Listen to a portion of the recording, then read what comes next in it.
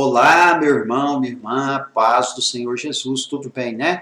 Vamos voltar aqui aos nossos estudos. Essa que é agora o 9º vídeo aula para nós estarmos estudando Pentateuco, agora no livro de Êxodo, que significa saída, e vendo o povo agora saindo do Egito. Moisés já retornou para o Egito, já encontrou com Arão, e agora ele vai começar o conflito com Faraó, para que Faraó possa libertar o povo, possa deixar o povo sair do Egito. E diz assim, Faraó não reconhece o Deus de Israel e agrava a situação do povo. Moisés e Arão são criticados pela situação agravada. Então, quando Moisés ele vai falar com Faraó, tudo que Deus havia dito a ele, para deixar o povo ir, para libertar o povo. Faraó, ao invés de obedecer, ao invés de atender, o que ele faz? Ele faz é apertar mais ainda o trabalho e a opressão sobre o povo de Israel. E o povo então vem e critica Moisés, e critica Arão, e falam mal deles, porque as coisas não estavam acontecendo. Geralmente é assim, né? A liderança ela tem um papel fundamental de guiar o povo, de trazer soluções, e muitas vezes é criticado, recebe críticas. Mas o que o líder tem que saber é que ele tem que continuar o seu trabalho, sem importar com as críticas. Na verdade, é isso mesmo que acontece. E começa então as pragas, por Faraó resistir e não aceitar a saída do povo. Deus então vai começar a enviar as pragas por intermédio de Moisés e Arão ali. As pragas são respostas do Deus Todo-Poderoso à pergunta de Faraó: quem é Javé?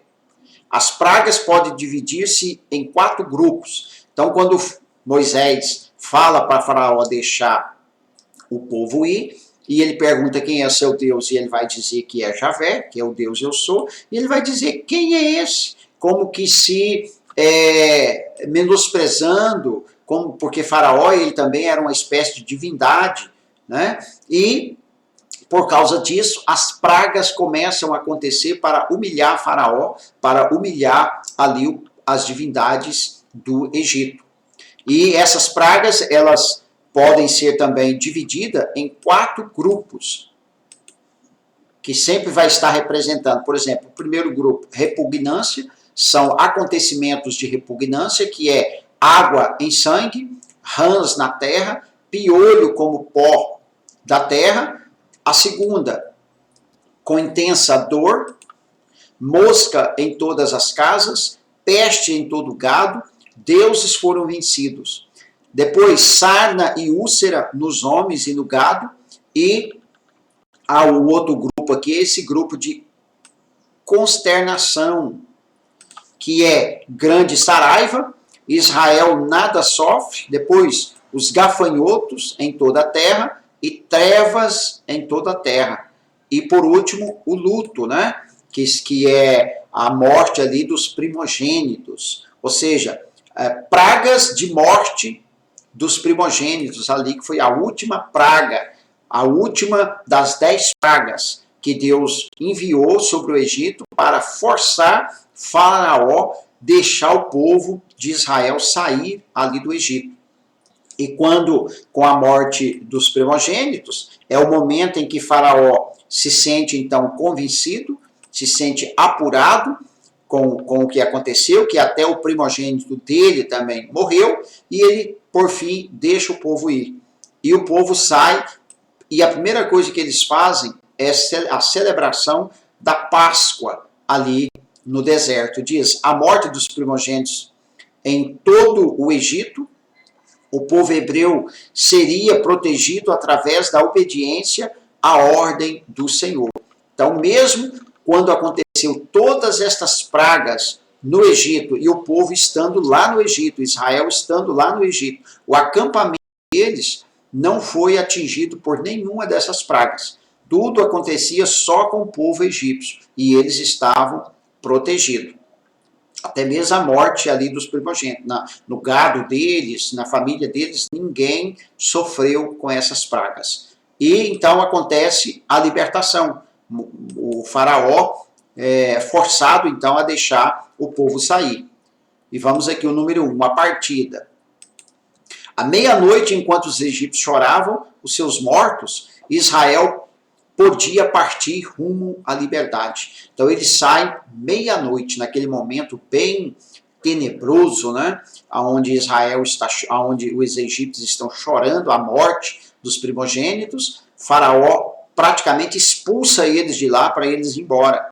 E eles levam joia, ouro, prata como remuneração dos seus longos anos ali de trabalho. Deus fala para eles, olha, vocês vão na casa dos egípcios, vocês pedem prata, objetos emprestados, porque isso serão o pagamento dos anos que vocês serviram. E todos que eles chegavam, Deus havia dado graça a eles, ninguém negava. E eles saíram dali levando muita prata, muito ouro para o deserto. E saíram 600.000 varões, meninos, mulheres e uma mistura de povos, ou seja, só homem era 6.000, né, meninos, depois tinha mulheres, tinha uma mistura de povos. Essa mistura aqui de povos é o povo que misturou com os egípcios. A Bíblia chama de populacho, misto de gente, que saíram também com os egípcios, com Israel. Quando Israel estava saindo, esse pessoal que convivia com eles, que já tinha um relacionamento com eles, também resolveram sair junto com eles. Só que esse grupo de pessoas aqui, eles vão dar muito trabalho. São geralmente um grupo de pessoas que vão questionar Moisés, que vão impor situações, e vai causar muito problema. A própria Bíblia vai nos dizer isso. Os primogênitos são sacrificados ao Senhor, por contraste com os primogênitos do Egito mortos. Aqui então, Deus vai falar que cada um dos animais que nascesse, né, diferentemente dos primogênitos humanos, mas eram os primogênitos dos animais, deveria ser oferecido a Deus. O próprio Deus guia o seu povo de dia numa coluna de fogo e de noite em uma nuvem, né? Aliás, de noite na coluna de fogo e de dia numa nuvem. E ainda o anjo de Deus, que dava orientação e proteção e segurança para todos eles. Então, durante esse período que eles estão saindo e sendo guiados pelo deserto, havia de dia uma nuvem, uma coluna de nuvem, e de noite uma coluna de fogo, que guiavam eles pelo deserto, e o anjo que trazia proteção. A primeira murmuração ao verem-se perseguidos no deserto. Então, bastou ter o primeiro problema, começou a murmuração. E diz assim, e disseram a Moisés, não havia sepulcro no Egito para nos tirar de lá, para que morramos deste deserto? Por que nos fizeste isto, fazendo-nos sair do Egito?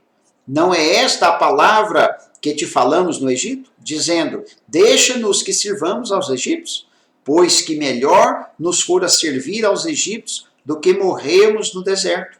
Moisés, porém, disse ao povo, não temais, estais quietos e vede o livramento do Senhor, que hoje vos fará, porque aos egípcios que hoje vistes, nunca mais os tornareis a ver.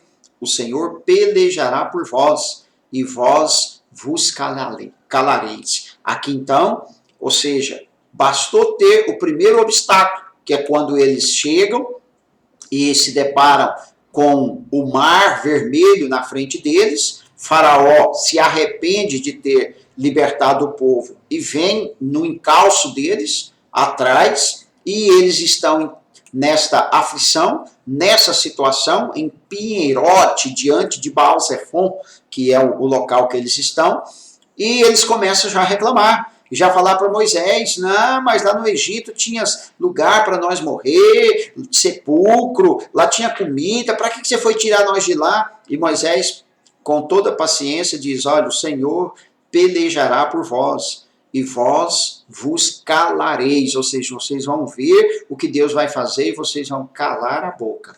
E aí acontece então a travessia do Mar Vermelho. Deus ordenou para Moisés usar a sua vara para abrir a passagem do Mar Vermelho. E diz o texto: e disse o Senhor a Moisés: estende a tua mão sobre o mar, para que as águas tornem sobre os egípcios, sobre os seus carros e sobre os seus cavaleiros. Então Moisés estendeu a sua mão sobre o mar, e o mar retornou à sua força ao amanhecer, e os egípcios, ao fugirem, foram de encontro a ele, e o Senhor derrubou os egípcios no meio do mar, porque as águas tornando cobriram os carros e os cavaleiros de todo o exército de Faraó, que os haviam seguido no mar. Nenhum deles ficou, mas os filhos de Israel foram pelo meio do mar seco, e as águas foram-lhes como muro à sua direita e à sua esquerda. Assim o Senhor salvou Israel naquele dia da mão dos egípcios. Israel viu os egípcios mortos na praia do mar, e viu Israel a grande mão que o Senhor mostrara aos egípcios, e temeu o povo ao Senhor, e creu no Senhor e em Moisés, seu servo. Desculpa. Mas o que acontece? De novo aqui, né? O povo vai crer, o povo vai entusiasmar, o povo vai ficar feliz, porque agora os livrou, mas bastará de novo acontecer um problema, uma opressão, uma dificuldade, que eles vão querer matar Moisés, que eles vão reclamar, que eles vão chatear. É interessante esses acontecimentos, né? Que o líder tem que passar, a liderança tem que passar. E diz aqui: a passagem pelo mar é semelhante ao batismo na água para os cristãos. Em 1 Coríntios, que simboliza a separação do mundo e o sepultamento dos pecados. Eles deixaram o Egito e caminhavam para uma nova terra. Então Paulo, como eu já havia dito, ele vai colocar isso aqui agora lá em Coríntios, capítulo 10, mostrando que a travessia do Mar Vermelho, ou passando pelas águas, simbolizava o batismo. E diz o texto aí, ó: porque não quero, irmãos, que vocês ignorem o fato de que todos os nossos antepassados estiveram sob a nuvem e todos passaram pelo mar. Em Moisés, todos eles foram batizados na nuvem e no mar. Portanto, fomos sepultados com ele na morte por meio do batismo, a fim de que, assim como Cristo foi ressuscitado dos mortos, mediante a glória do Pai, também nós vivamos uma vida nova. Então, Paulo ele faz essa comparação, essa simbologia aqui, dizendo que o batismo era uma espécie, a travessia do Mar Vermelho, melhor dizendo, era uma espécie de batismo, né, que nós fazemos hoje, que os cristãos fazem hoje. E vamos aqui à conclusão do livro de Êxodo. Nessa passagem, Deus salvou Israel e condenou o Egito. Após o livramento miraculoso, são rendidos cânticos de louvor ao Senhor que os livrou. E Miriam então vai cantar, está aí, ó. Então cantou Moisés e os filhos de Israel este cântico ao Senhor. E falaram dizendo: cantarei ao Senhor, porque gloriosamente triunfou. Lançou no mar o cavalo e o seu cavaleiro. O Senhor é a minha força e o meu cântico. Ele me foi por salvação, este é o meu Deus. Portanto, lhe farei uma habitação. Ele é o Deus de meu pai, por isso o exaltarei. O Senhor é homem de guerra, o Senhor é o seu nome. Bonito, né? O cântico aqui que Moisés fez, e Miriam também vai pegar o tamborim e vai começar a cantar feliz porque eles saíram do Egito, né? Agora eles estão caminhando para uma nova terra, eles estão sendo dirigidos para fora da opressão de Faraó, que ali os maltratava, estavam então felizes. Mas vem muita coisa aí pela frente. O próximo livro aí é o livro de Levítico, onde Deus vai dar a lei, onde Deus vai falar do sacerdócio, onde Deus vai falar de todas as normas que eles deveriam ter. Então, muita coisa vai acontecer. Depois o livro de Números, que é também um livro assim bastante de situações trágicas, de morte, de rebeliões, que vão acontecer. E na próxima aula nós estaremos dando então continuidade aos nossos estudos. Até lá, fique com Deus.